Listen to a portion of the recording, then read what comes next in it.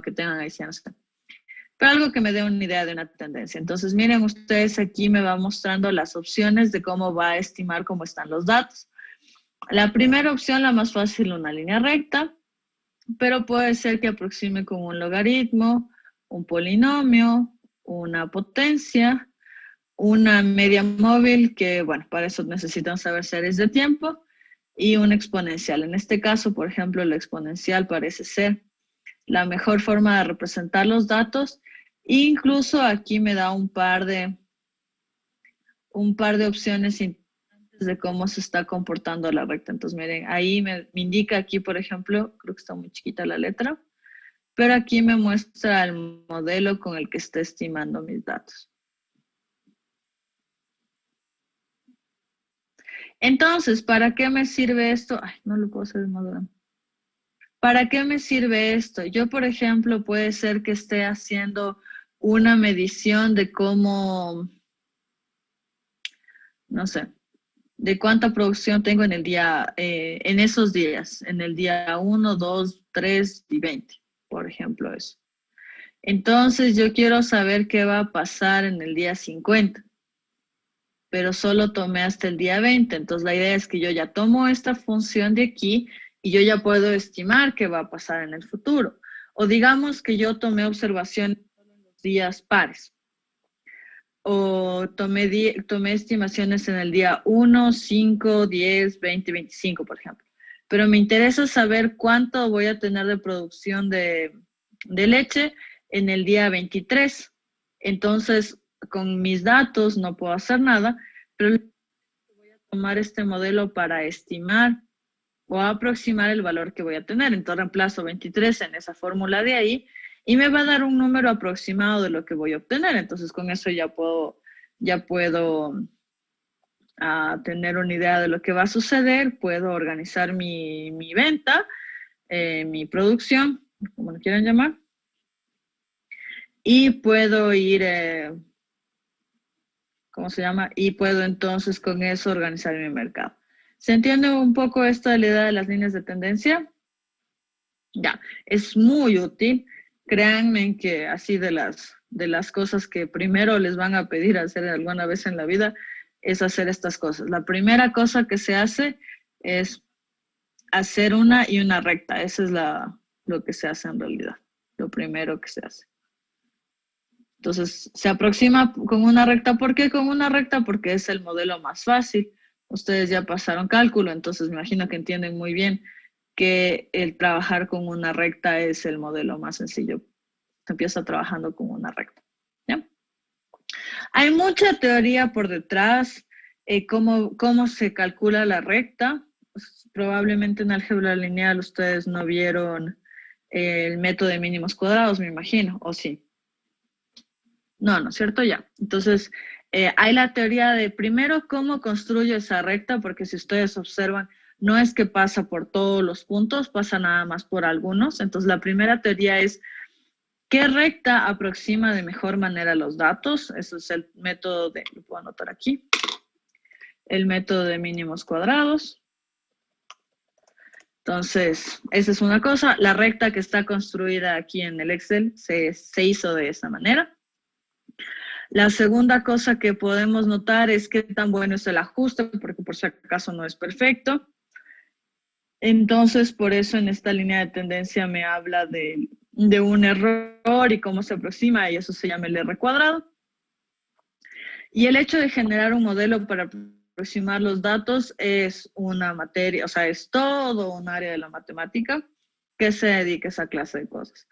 ¿Cómo generamos un modelo? Es una pregunta muy interesante porque como ustedes, con el ejemplo simple que les di, pueden entonces estimar todo lo demás. Si tenemos un modelo de cómo se está expandiendo, expandiendo no es la palabra correcta, cómo se está propagando el coronavirus, entonces, a ver, yo digo, si seguimos como estamos, porque todo el mundo está dedicado a la fiesta y a visitar a la familia que nunca visita, ahora todo el mundo le dio por visitar a la abuelita.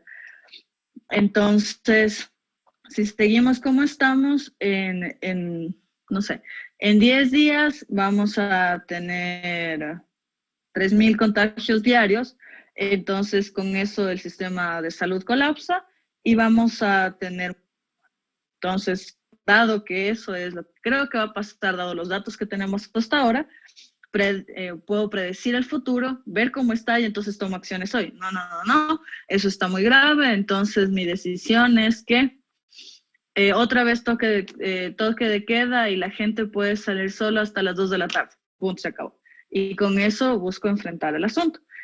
Esa es la idea de poder generar un modelo, poder saber datos, o sea, o poder tener idea, nunca la certeza, por supuesto, pero tener una idea de lo que puede pasar en el futuro y en base a eso tomar acción. O tener idea de lo que creemos que pudo haber pasado haber pasado antes y entonces, si eso pasó antes, entonces ahora deberíamos tener eso o datos intermedios.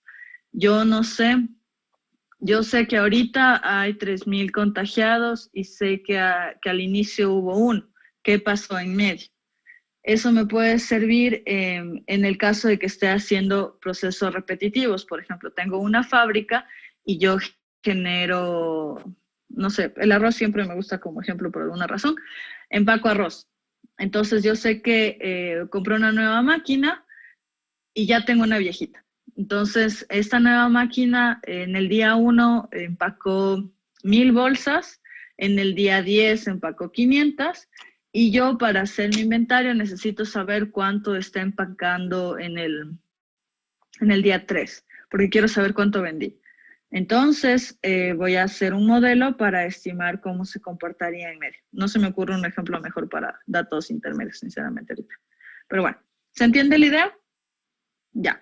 Entonces, recuerden esto, de verdad, hay muchas ingenierías, pero esto, solo el hecho de trazar una recta es algo que primer día de trabajo normalmente es la cosa que más se usa, el primer intento. Mi hermano trabaja en ventas, por ejemplo, y en el caso de él, por ejemplo, querían predecir o entender cómo funciona la venta de un cierto producto. Entonces, ellos venden, se dedican a la parte de la venta. Entonces, es cuánto tengo que comprar para yo, para tener una buena relación entre lo que compro y lo que vendo. Por ejemplo, las personas que compraron mascarillas al inicio de la pandemia no había, si ustedes se acuerdan. Entonces, un grupo de personas se compró un montón para empezar a vender y ahora uno ve que siguen publicitando, que están tratando de salir de eso, que más bien ya lo están vendiendo súper barato, porque ahora todo el mundo tiene, ya hay, bueno, no todo el mundo, la mayoría tiene ya de estas que son lavables, entonces ya uno no compra de las otras, cosas así. Yo al principio nunca pude comprar de esas. Eso, entonces, ¿cuál es la relación? ¿Cuánto tengo que comprar para lograr vender? Esa montón de aplicaciones. La idea es ver cómo relaciono los datos y siempre el modelo lineal es el más sencillo. Ya. Primera gráfica, gráfica de dispersión. Veamos otra. Nada más me va a copiar mis datos aquí. Si es que alguien no tiene el documento, lo puse en el chat, pero por si acaso si alguien no lo ve, lo puedo volver a poner si es que alguien lo necesita. Ya. Segundo tipo de gráfica muy usual. Estamos trabajando esto con datos continuos. Diagramas de dispersión lo pude haber hecho con datos discretos también. Ya. Datos continuos. Entonces, otra vez vamos a ver, perdón, es insertar.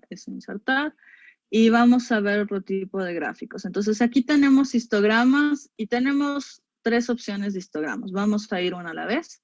Aquí tenemos la primera. Este es un histograma. Los histogramas en general se usan para datos continuos. Para datos discretos son simplemente barras, nada más. Entonces, tenemos varias formas de presentar un histograma. La primera es, varios detalles que tenemos que ver dentro del histograma. Entonces, lo primero que tenemos es la altura. La altura lo que me indica es la frecuencia relativa que tengo dentro de este intervalo. Noten ustedes aquí que como, no se alcanza a ver, perdón, voy a ampliar la letra. Este histograma está construido bajo la lógica que manejamos nosotros en la clase. Y hay que tener cuidado, mire. Aquí está 2.5 cerrado, el intervalo abierto y cerrado, pero ya a partir del segundo intervalo, miren, está el de abierto. Entonces, tengo 2,7, pero no quiere decir que el 2,7 está en los dos. Quiere decir que acá está incluido y acá está excluido. Entonces, hay que tener mucho cuidado como para leer, como les decía, que eso ha generado errores, ¿no? Ya. Entonces, me genera intervalos, es como una tabla de frecuencia, nada más que es una representación visual. Dentro de esto tenemos algunas características que podemos analizar. A ver.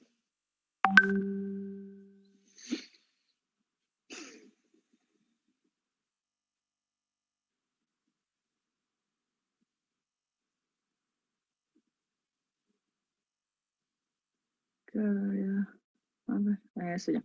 Entonces, bueno, aquí tenemos un poco de las propiedades que tenemos del gráfico como tal. Entonces, lo primero que podemos identificar es la cantidad de intervalos con los que vamos a trabajar.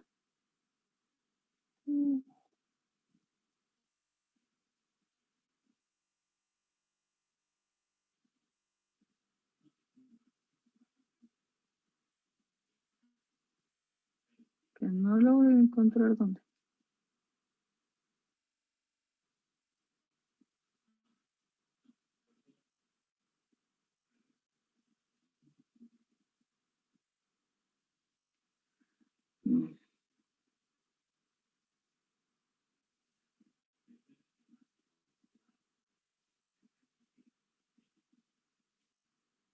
Bueno, aquí me indica dónde están los datos seleccionados, qué hacer con los datos vacíos.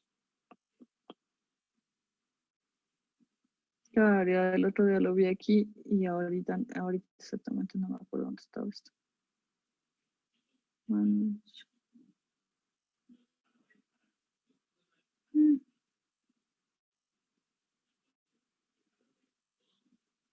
Format.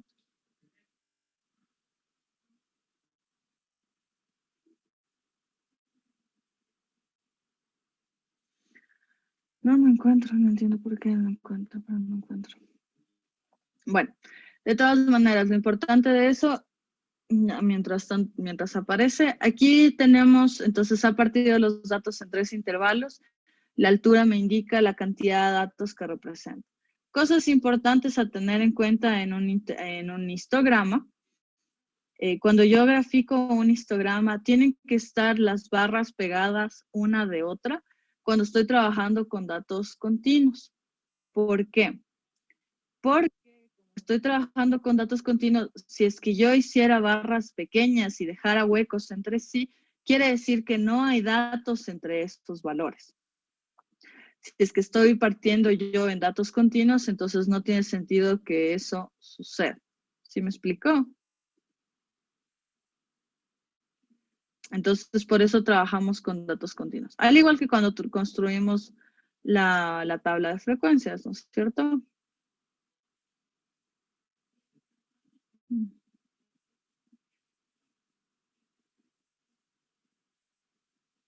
Bueno.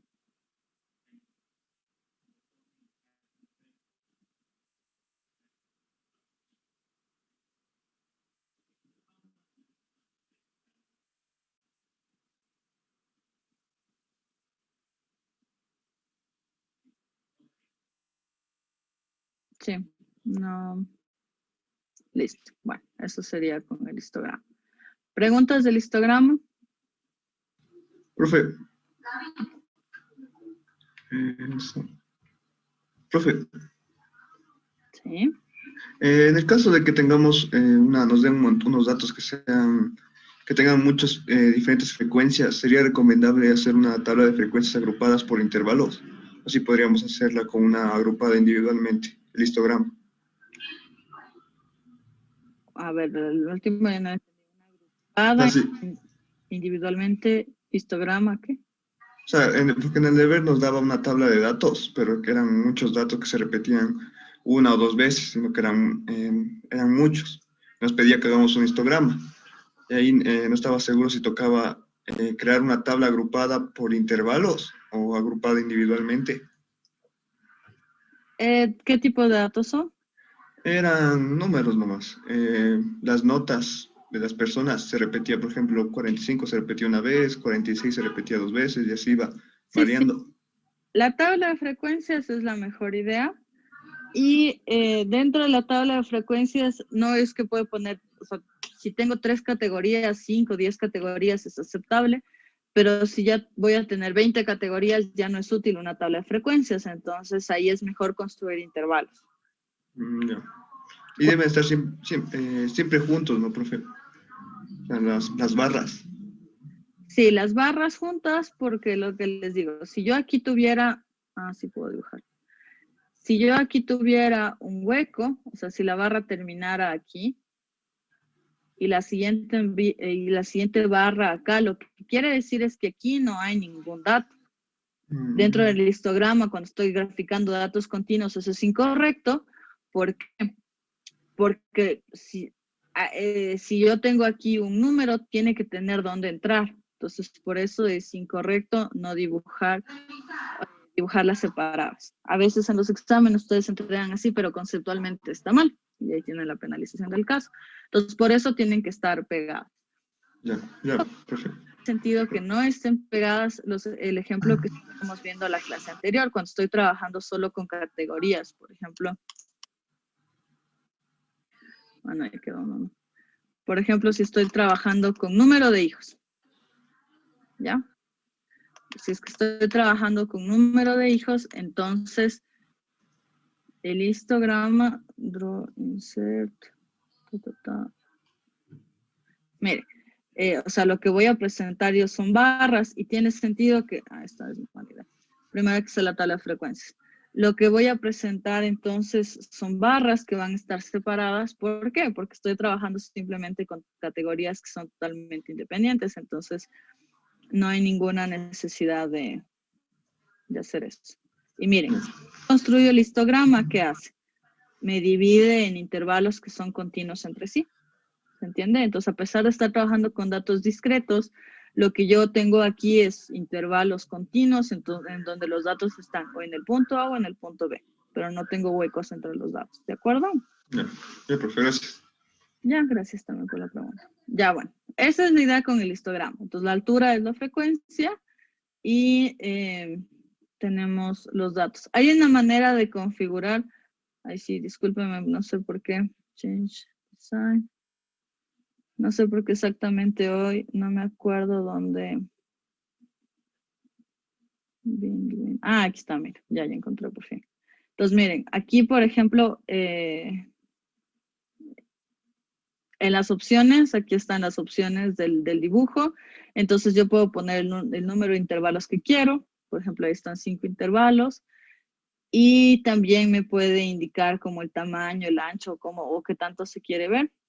Entonces, eso se puede seleccionar. Entonces, de manera automática hace 3, pero si yo le indico el número de categorías o el ancho del intervalo que yo quiero generar, entonces me muestra eso. Entonces, por ejemplo, si quiero un ancho del intervalo de 0.5, mire, se generan esos datos y aquí no hay ninguna barra, tengo un hueco que expresa que en estos dos intervalos no hay ningún dato.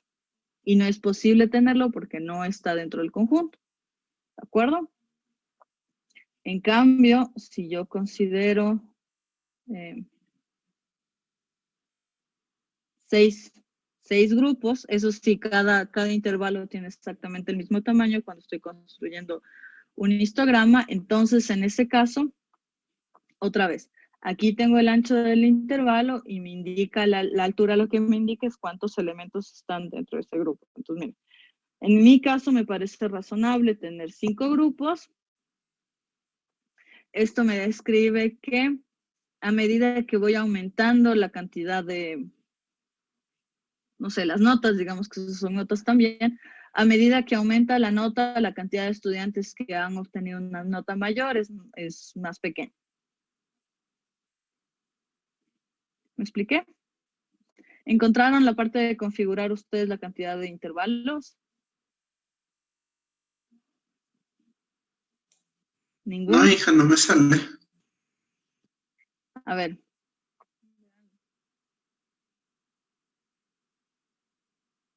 Yo aplasto, miren, aplasto el histograma y me sale, bueno, depende de dónde aplaste.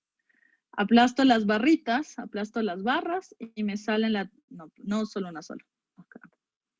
Aplasto las barras y me sale aquí como tercera opción, es las barras también. Y ahí es donde puedo modificar. ¿Le vieron? Ahí sí. Chévere, ya.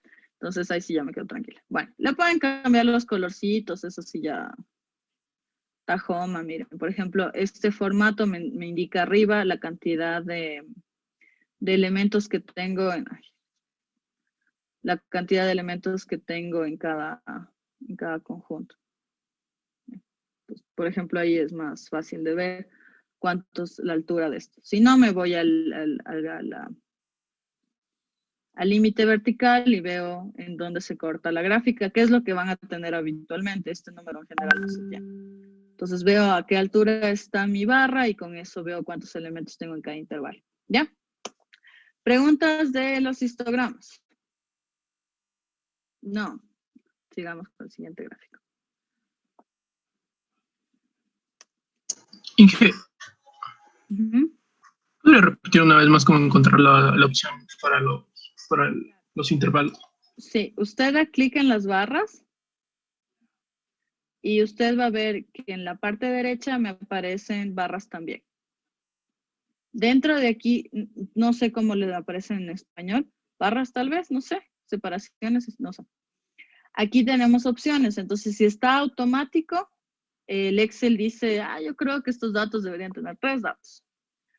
Si yo pongo ancho de intervalo, entonces yo lo que voy a poder es indicar el ancho del intervalo. Digamos que quiero un ancho del intervalo de 1. Entonces, miren, ahí se modifica mi gráfico. O yo puedo tener cuántos intervalos tengo y si pongo 5 me va a salir así. Entonces, ahí, ¿cómo yo tomo la decisión de cuántos intervalos tengo? Depende de lo que esté haciendo. Entonces, no hay nada absoluto, pero digamos que yo estoy mostrando datos a mi jefe, entonces lo que quiero mostrar es cómo se está repartiendo las notas dentro de mi curso. Entonces, si yo hago y cojo y pongo 10 intervalos, hay tan poquitos elementos en cada intervalo que no es ni siquiera interesante, ni relevante. Entonces, si yo en cambio hago muy pocos, exageré, entonces, por ejemplo, este gráfico puede ser interesante. De mis 20 alumnos, 14 están en el primer grupo y 6 en el segundo. Entonces digo, menos del 50%, no sé cuánto. Entonces, depende de los datos y a quién esté presentando y para qué, puedo escoger la cantidad de datos que voy a entregar, ¿se entiende? De manera general, hay sí consejos para su futuro trabajo. Si alguien les pide un informe no importa en lo que trabajen, van a tener que hacer un informe, porque la vida es así. Les van a pedir, haga un informe de la producción o de cuántos, lo que sea. No sé ingenierías de qué están en este curso en particular, pero haga un informe de la cantidad de usuarios que tenemos en nuestra página web, digamos que son del sistema. Entonces, como regla general, no presenten una tabla que diga número de personas y al frente el número, porque no es fácil de interpretar y de leer.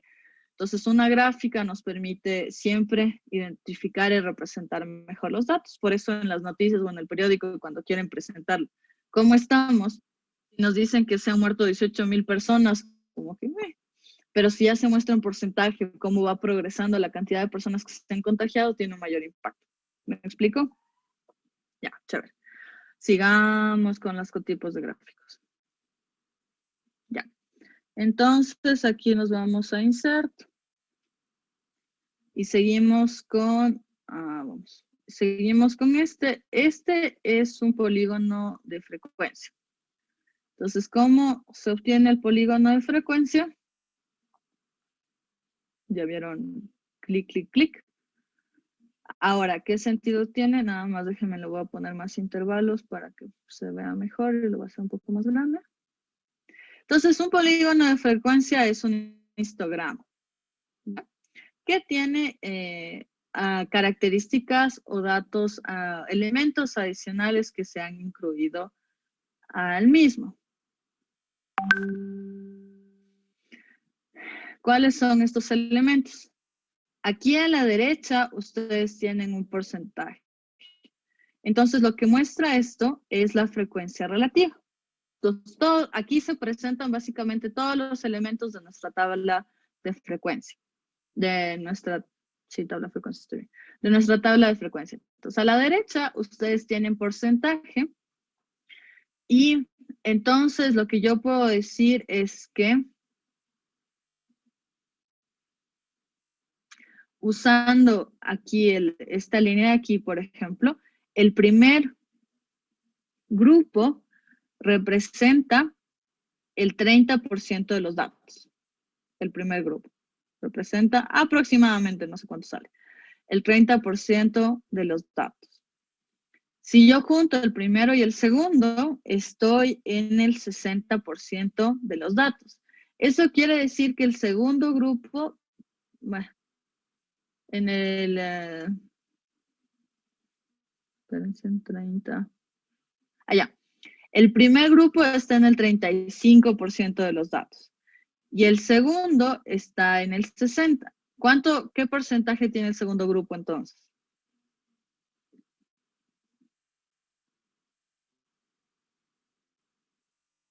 Repito, el primero tenía 35 y con el segundo llegó al 60.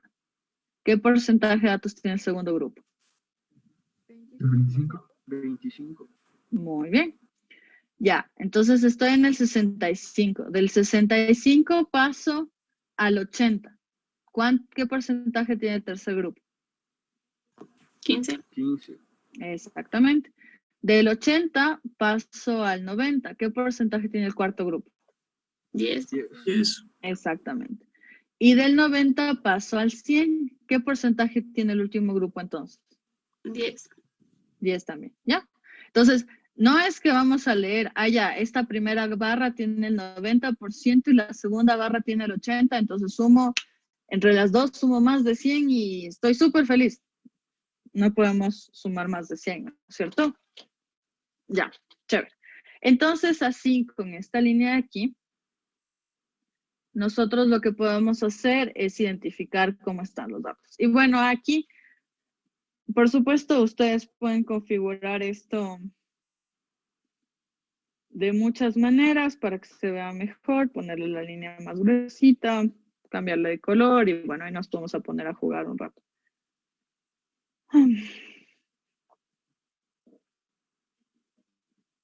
Ay, no. Ya, ¿alguna pregunta del gráfico de frecuencias?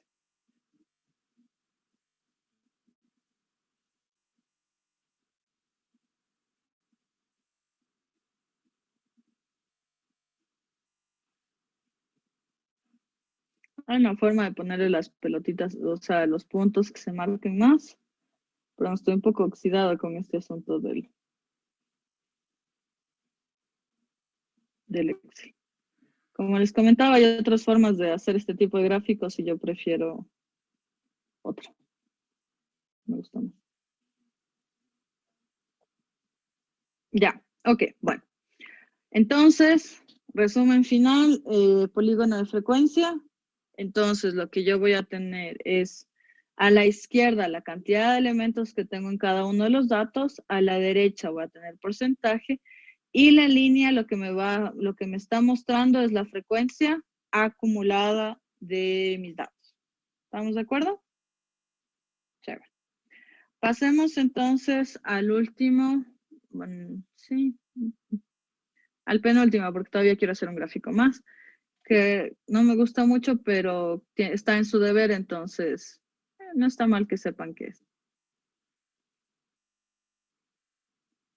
Ya. Vamos haciendo esto más grande.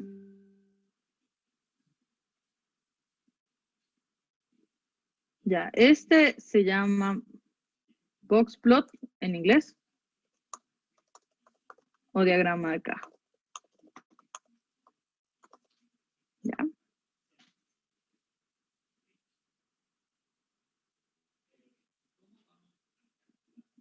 A ver, denme un segundo. Quiero mostrar algunas cosas. Igual, Presiono en el documento.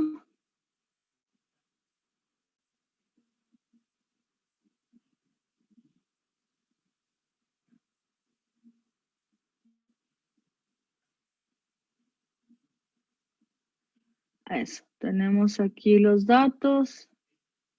Podemos hacer un par de configuraciones. Déjenme hacer eso nada más para que se vea un poco mejor, porque está un poco chiquito todo.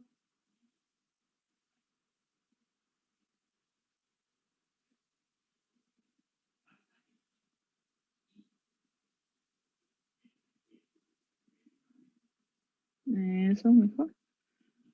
Ya.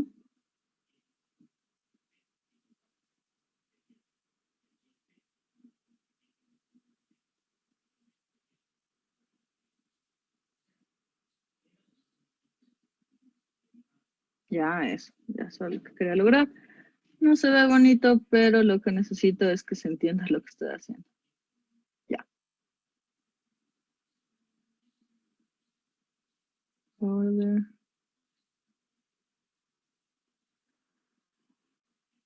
Ya. Y los puntos.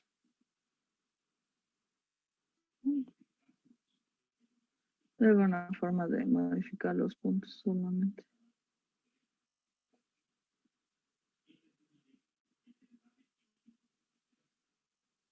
Al parecer, ¿no?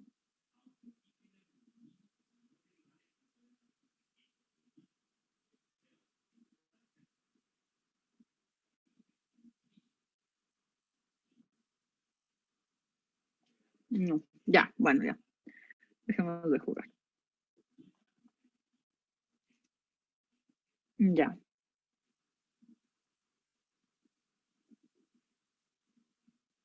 Ya, eso está.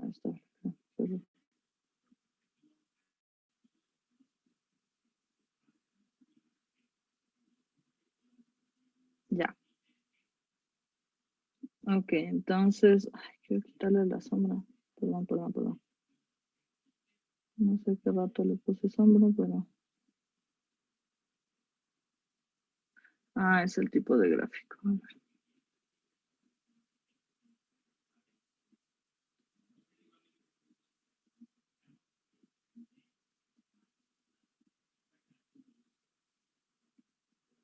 ¿Cómo quitar la sombra? Sí.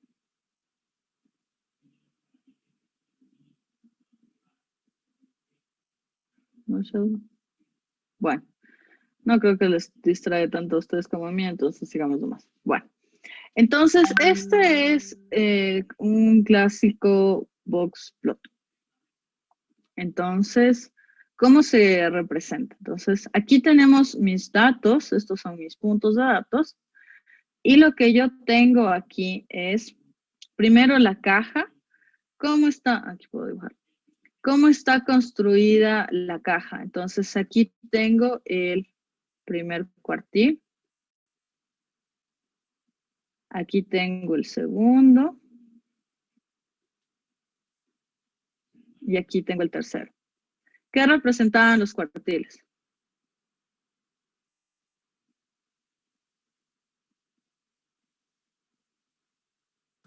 Dividir de 100 partes en 4. En 4. Entonces aquí tengo la primera, la segunda, la tercera.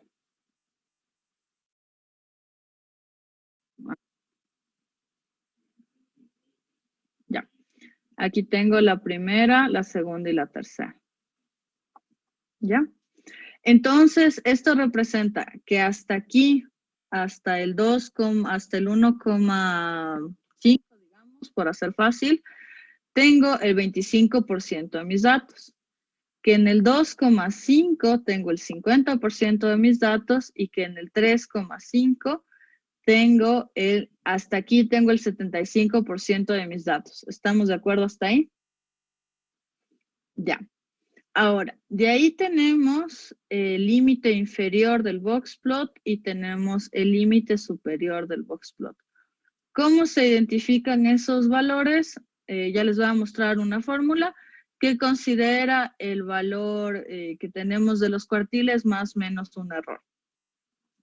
La idea todo del boxplot es que me permite identificar cómo se están agrupando los datos. Miren, la media está aquí. Y si es que existen, sobre todo me permite identificar si es que existen datos atípicos. Entonces, para eso, ya, a ver, otro, ya eso. Entonces, veamos. Exactamente, bueno, está un poco brusco el ejemplo. 20. ¿Sí? Ya, ok. Entonces, aquí miren, yo he modificado mis datos, ¿no? Y lo que hace el boxplot es identificar cómo se están comportando los datos, cómo están los cuartiles. Y si yo tengo puntos fuera del bigote, les suelen llamar bigotes a el bigote superior y al inferior. Si tengo datos que están fuera de esos bigotes, lo que quiere decir es que este es un valor atípico que no se comporta como el resto de datos. ¿Cuándo puede suceder eso? De muchas instancias. La primera es un error humano. Por ejemplo, hice una encuesta, la hice en papel y entonces yo contrato personas para que pasen los datos de la encuesta en papel a la computadora. Y la persona se llaman digitadores. Los digitadores, al estar haciendo ese proceso, se distraen y la persona o leen mal, lo que sea. En lugar de leer 4, la persona lee 9. Entonces, cuando ya nosotros recibimos la base de datos y observamos, vemos que tengo estos datos que se comportan de manera, poco común comparada con los datos que ya tenemos. Entonces, ¿qué es lo que voy a hacer? Hay varias formas de tratar datos atípicos. Una opción es simplemente borrarlos. No es necesariamente la mejor, pero es una opción, ¿ya? Entonces, eso me permite hacer el boxplot también, identificar datos atípicos. ¿De acuerdo? Ya, datos atípicos. Entonces, aquí un atípicos. Corte comercial. Recuerden que ustedes tienen ahorita en su aula virtual una lectura, que es una carilla. Les voy a poner el día de mañana el control de lectura y va a estar abierta 8 días. Entonces, la idea es que ustedes leyendo el documento, es una prueba de opción múltiple, se califica sola, entonces ustedes pueden responder las preguntas. Entonces, en la lectura dice, los perros comen 3 veces al día. Pregunta la prueba, los perros comen 1, 2, 3 o 4 veces al día, responden 3. ¿Ya? Nada más sencillo. Les voy a poner otra lectura hoy o mañana sobre qué hacer con datos atípicos con la misma lógica. Y van a tener un cuestionario que ustedes van a tener que contestar, ¿ya? La idea es irme apoyando porque no me puedo dedicar toda la clase a...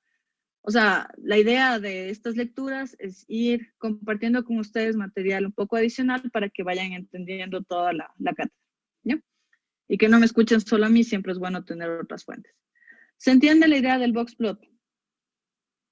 Ya, chévere, fantástico. Y de ahí, cierto que me faltaba la de tallos, que era la última que les quería contar.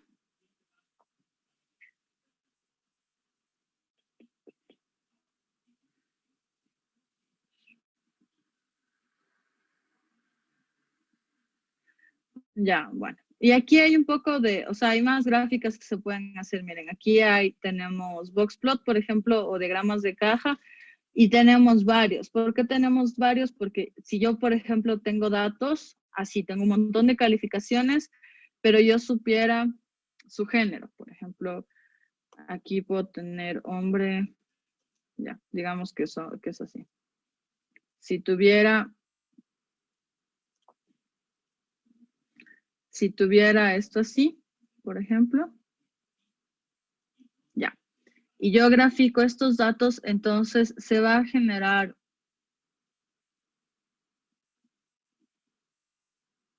¿no? No le gusta.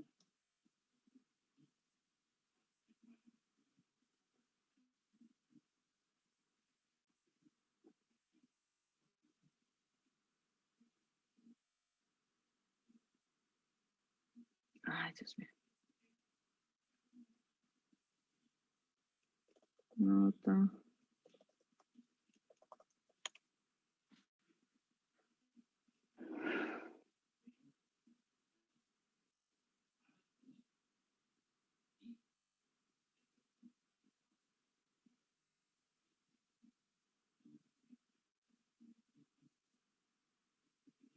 Está al revés.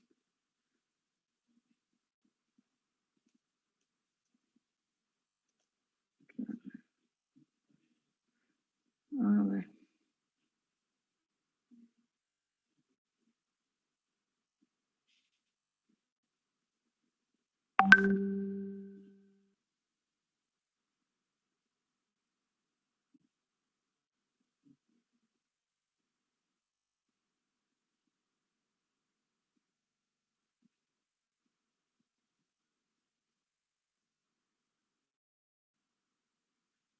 Ujú.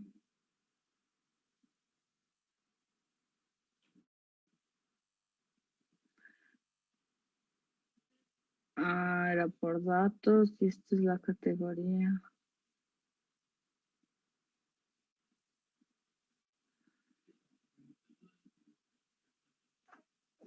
No sé, ya le busco para la próxima clase. Ahorita no me acuerdo porque según yo, a ver, solo así ya es suficiente, pero no se deja.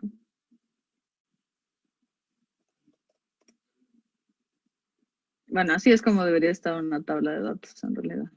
Ustedes para su proyecto deberían tener algo así. Lo que quisiera es esto.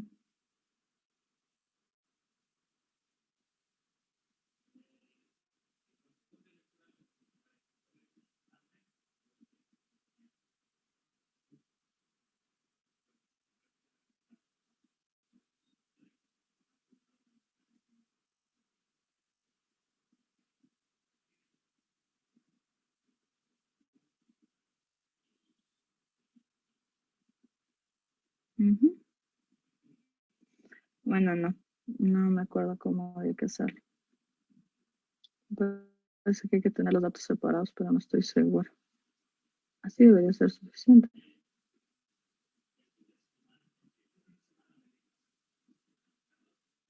No sé, bueno. Dejémoslo ahí, no es lo más relevante del mundo y en este caso no les va a pasar, pero podríamos tener, como les estaba comentando, podemos tener histogramas, por ejemplo, un histograma para cada clase, podemos tener un histograma para cada grupo, podríamos tener, y la idea de tener uno frente al otro es estar en la capacidad de poder compararlos. Ah, ya, aquí ya me salió. No sé, gráficos que nos dejan. Entonces, miren, por ejemplo, aquí tengo la gráfica de hombres y mujeres.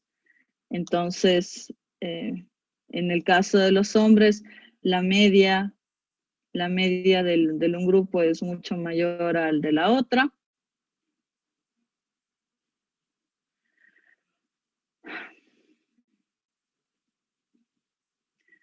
La media de la una es mayor que la otra. ¿Qué más? Tenemos, eso ya, algo que se ve. Ya, entonces aquí la media, que es la línea que está aquí, la mediana, perdón. La mediana es la línea que está en la mitad. Entonces tenemos aquí los puntos de los datos, no tenemos datos atípicos en este caso. Vemos que la media de un grupo es menor que la del otro, como les decía, pero el tercer cuartil es más grande, entonces podríamos decir en este grupo tenemos más personas que en este, incluso toman valores mayores. El grupo de mínimos en este caso es mucho más bajo que el de acá, entonces podríamos decir, ir dando conclusiones, ir comparando dos poblaciones diferentes, ¿ya? Esos son análisis más complicados que en su caso no van a suceder porque es un curso introductorio de probabilidad, entonces nos vamos a quedar con una sola población, un solo grupo, una sola característica, pero, no, mentira, en su proyecto ustedes van a tener eso en realidad, ustedes van a tener datos no me acuerdo qué es la base de datos, pero digamos datos de calificaciones, por decir algo. Y aparte de eso van a tener información por decir algo, porque no he visto las bases de datos, de sexo, de edad, de sexo, de edad y de provincia, por ejemplo. Entonces, ustedes tranquilamente podrían hacer un histograma, o sea, poner boxplot, por ejemplo, de todos los datos por provincia y comparar y decir, miren, la provincia de Pichincha se comporta de esta manera, la del Guayas así. Cuando yo trabajaba en el INEVAL y hacíamos comparaciones por provincias, siempre, por ejemplo, la provincia de Riobamba se comportaba mejor que las del resto, tenían mejores calificaciones los estudiantes en general en esa provincia que en el resto. Entonces, el hacer esta clase de datos es una manera visual de poder comparar poblaciones. ¿Me explico? Sí, ya me acuerdo que sí vamos a usar esto. Entonces, bueno, hay más de estas gráficas que ustedes pueden observar. Podemos volver a revisitar este tema cuando ya ustedes tengan la base de datos a disposición para poder observar, porque, por ejemplo, estas barras de aquí también suelen permitir hacer esto, pero no sé por qué hoy en particular no me están colaborando mucho. ¿Ya?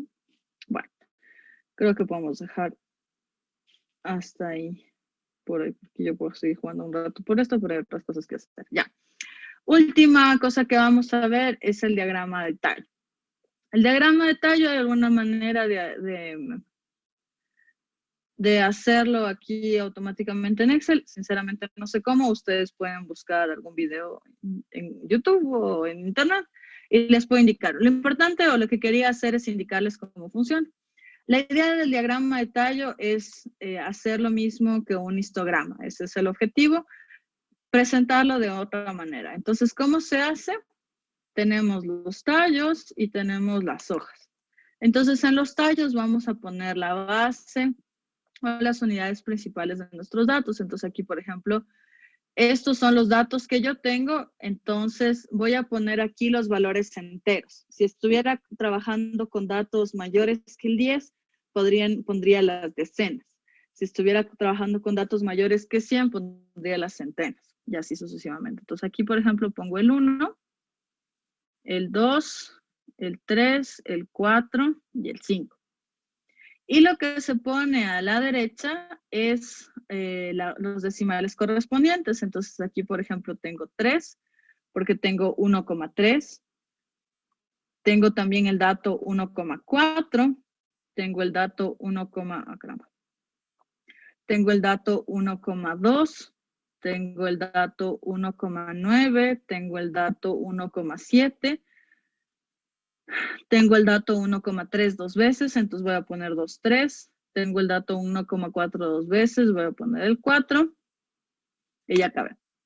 Y estas serían todas las hojas que tengo en esa categoría. Entonces ahí, comparado con el histograma, tengo 2, 4, 6, 7 números. Uy, perdón. Tengo 2, 4, 6, 7 números. Entonces tengo 7 elementos en esta categoría. O en este, bueno, no es un intervalo, en este grupo. ¿Y qué valores toman? 2, 3, 3, 4, 4, 7, 2. ¿Y qué representa esto? Que tengo el dato 1,2, que tengo el dato 1,3, 1,3, 1,4, 1,4, 1,7, 1,9. Entonces es una manera resumida de, en lugar de escribir todo esto, escribo simplemente esto de acá. ¿Me explicó? Ya es así de sencillo. Entonces aquí tendría el 1, el 2, el 4, el 5, el 6 y el 8, por ejemplo. Aquí tendría el 1, el 4, el 5 y el 6. Aquí tendría el 1 y el 2. Y aquí tendría el 6. ¿Ya?